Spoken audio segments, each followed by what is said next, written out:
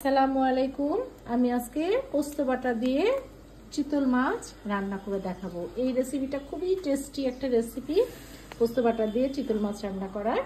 তাহলে প্রথমে আমি শুরু করি। তাহলে মাছগুলোকে আমি প্রথমে সুন্দর করে লবণ, হলুদ এবং শুকনো মরিচের গুঁড়ো দিয়ে ফাইন করে মাছগুলোকে আমি মাখিয়ে নিব।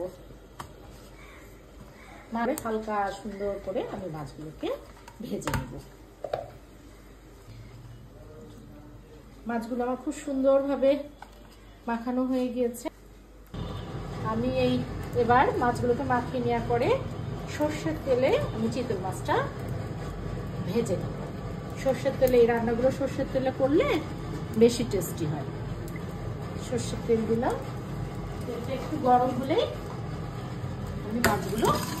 আমি এবার মাছগুলোকে মাখিয়ে নেওয়ার পরে সর্ষের তেলে আমি চিতল মাছটা ভেজে নেব। সর্ষের তেলে এই রান্নাগুলো সর্ষের তেলে করলে বেশি টেস্টি হয়।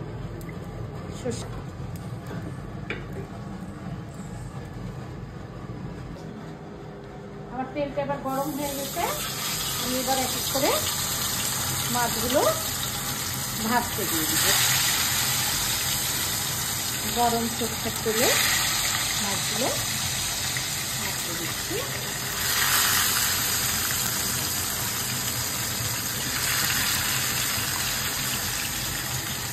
একবারে দিলে হচ্ছে না, বেশি কড়া করে ভাজবো না, হালকা করে ভাজবো।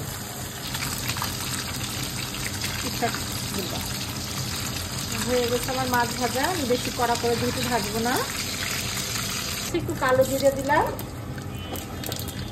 কটা তেজপাতা, ডালটা কম দিই, তেজপাতা, আস্ত গরম মশলা আর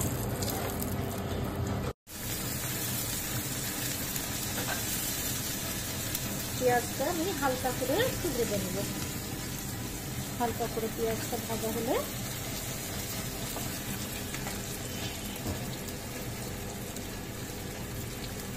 পেঁয়াজ বাটাটা দিলে বেশি সুন্দর লাগে। আর চিতল মাছে সাধারণত রসুন এগুলো দিতে হয় না, রসুনটাকে স্কিপ করতে হয়, আদা বাটা দিতে হয়।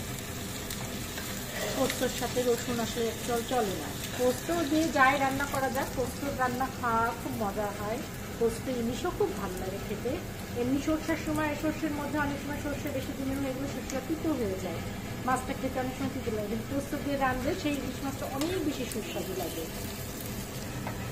ভাজা হয়ে গিয়েছে। এবার আমি এই মরিচের গুঁড়ো, জিরের গুঁড়ো, হলুদের গুঁড়ো এগুলো গুলিয়ে রেখেছিলাম, ধনে গুঁড়ো, এগুলো এর মধ্যে দিয়ে দিলাম। এই যে বাটা পোস্তটা বেটে রেখেছিলাম, পোস্ত বাটাটাও আমি এর মধ্যে অ্যাড করে দেব। দিয়ে আমি এভাবে একটু কষে নিচ্ছি। এর মধ্যে বেশ কিছু কাঁচামরিচ দিয়ে দিব, যে যেমন ঝাল পছন্দ করে তার পছন্দ অনুযায়ী কাঁচামরিচ দিয়ে দিব। মাছগুলোকে এর মধ্যে দিয়ে দিব।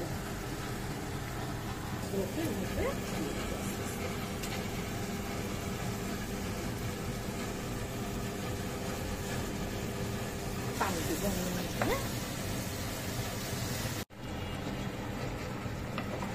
দেখুন কালারটা কি সুন্দর এসছে। এরকম এর মধ্যে আবার অনেকে কাজু বাদাম বাটা দেয়। কাজু বাদাম বাটা দিলে তো আরোই বেশি টেস্ট। যে যেমন ঝোল রাখবেন, কেউ যদি মনে করেন এরকম ঝোল রাখবেন তাহলে রাখবেন, আর কেউ যদি মনে করেন একটু শুকিয়ে দেবেন তাহলে শুকিয়ে দেবেন। আমার বাসায় যেহেতু মেম্বার বেশি, আমি একটু ঝোল রাখবো। ধন্যবাদ। আল্লাহ হাফেজ।